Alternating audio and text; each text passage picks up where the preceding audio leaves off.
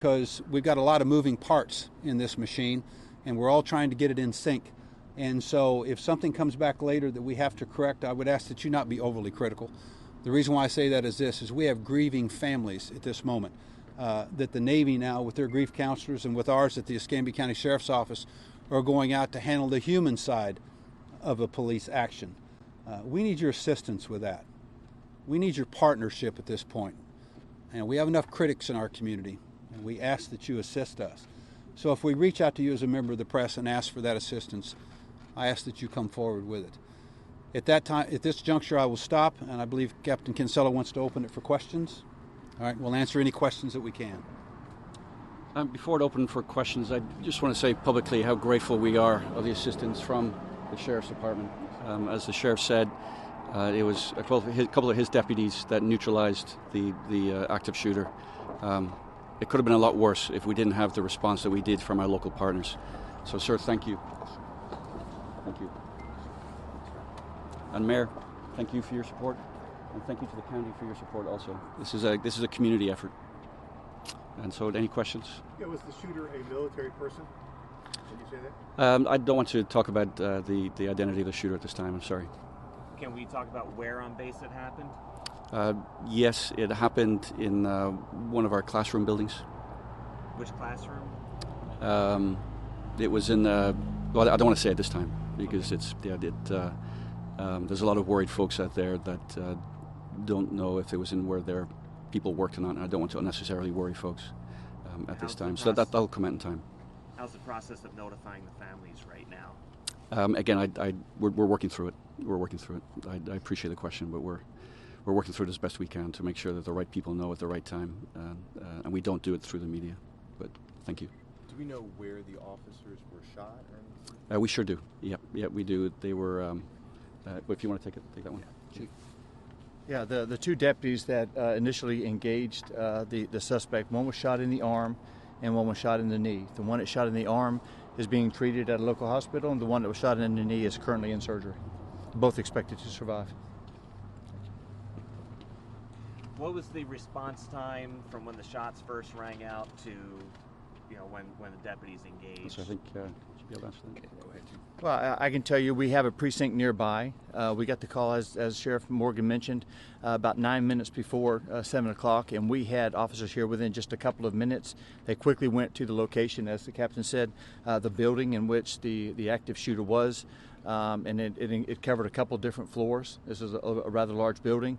The deputies and those assisting agencies from the Pensacola Police Department, FHP, FDLE, and all that you see around here all worked in conjunction to neutralize the threat, and that's why there was not more loss of life. What is your name, sir?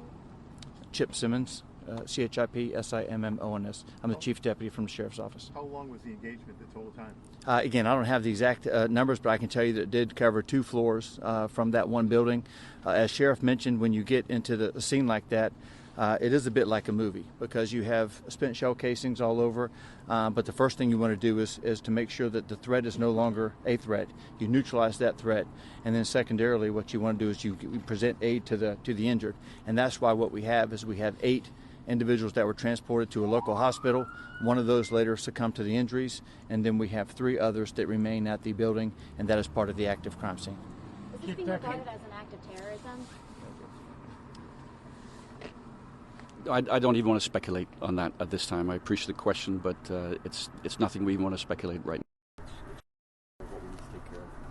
I'll speak for law enforcement too. At this time, as the captain said, it's inappropriate to discuss that issue.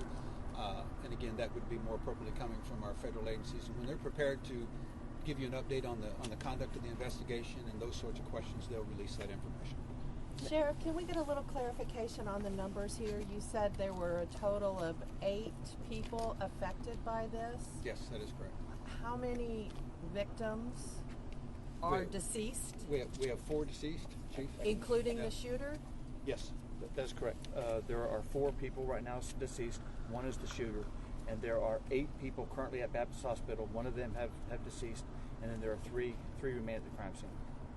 So there's a total of 11 people, yes. 4 of which have deceased. One of those 4 is the active shooter. And 2 deputies are included in the wounded. That's correct. Thank you. Yeah. Now, how about NAS Pensacola does security exercises throughout the year? I understand they train for these exact types of situations. Yeah, you bet. We work with our local law enforcement partners to do that. We train on this regularly. Active shooter is something that's very in the front of our minds for our security department when they train. So yes, we do. We train. We have an MOA with NAS Pensacola, of course, where we do joint training, and also part of that MOA is that we are a response unit to assist NAS, and of course that's what was put in place this morning. It was our security forces. They were the first responders there, and then the sheriff's department came and backed us up. Can you tell us what kind of weapon the shooter was using? I cannot. Can you tell us about you said it's in a classroom, I believe. What goes? Well, this is it's a training base. Almost all of our buildings are classroom buildings, so it would be hard for something like this to happen and not be in that type of environment.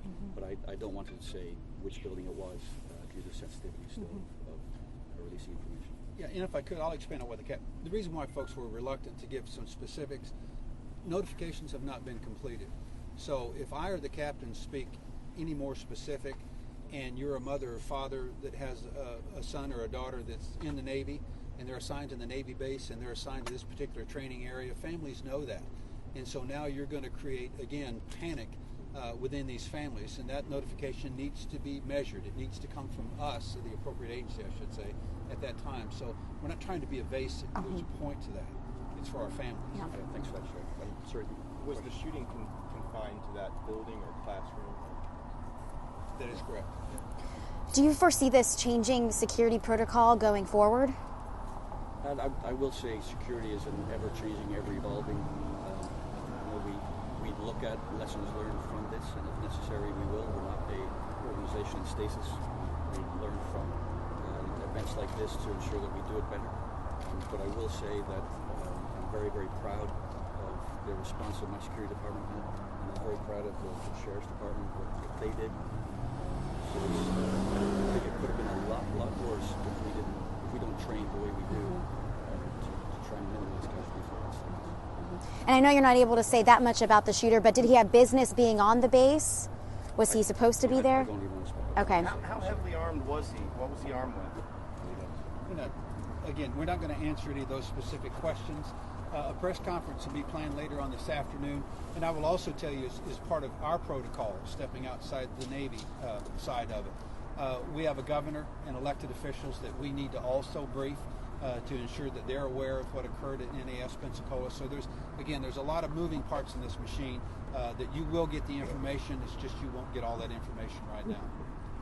Captain, speaking to the governor and maybe even other federal officials up to the president, have you heard from any of that? I sure have. I've heard from multiple officials who have called to both the governmental, state, and local to offer their support in any way they can. It's been very comforting to have all levels of government reaching out to us to offer both comfort and support. What kind of support is going to be given to the victims and their families? We have procedures in place. We have things that we do to ensure that it is, and again, I don't want to get too far into that, but we have procedures in place. We are the military. We go through this, unfortunately, more often than we'd like for combat casualties or whatever it may be.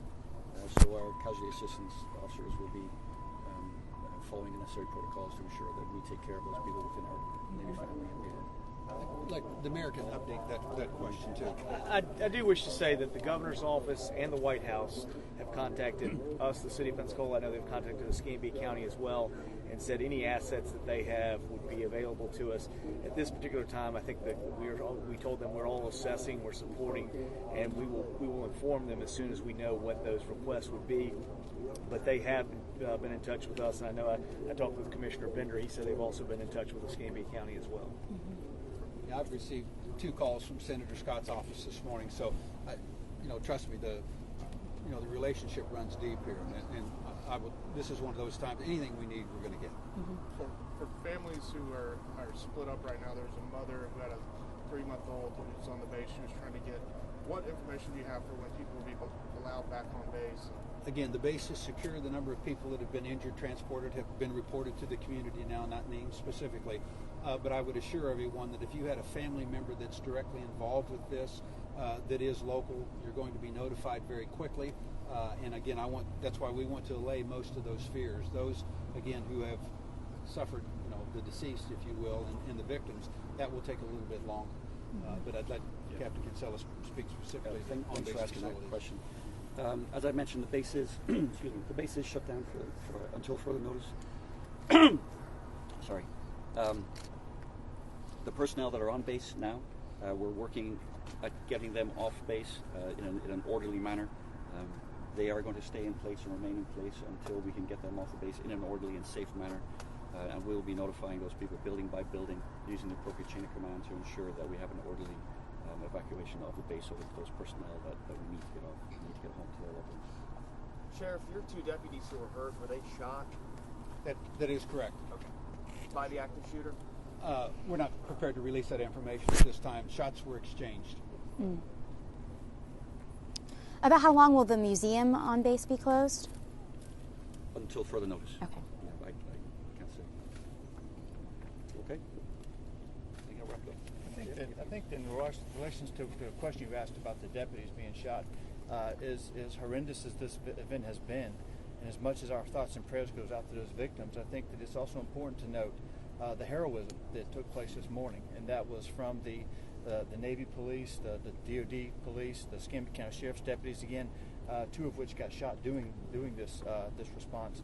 But also our partners with the Florida Highway Patrol, the Pensacola Police Department, obviously our state and federal partners.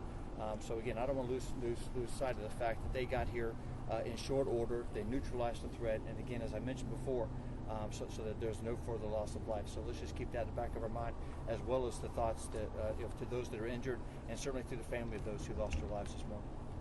Absolutely right, sir. Hey, sir, there's also a mother back there who has a 3-month-old still on the base that she was trying to get to. Okay, she had a 3-month-old she was trying to get to. We'll if I can talk to you after this, and then we'll take care of that. Sure. Any other questions? All right, thank you all very much.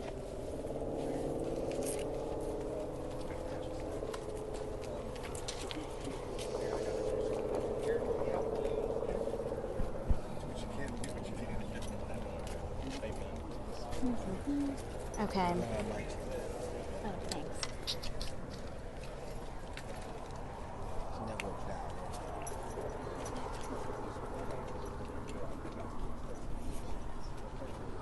Okay. I'm going to tweet real fast. I'm going to tweet.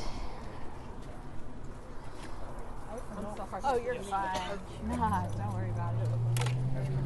I'm feeling more. Tone.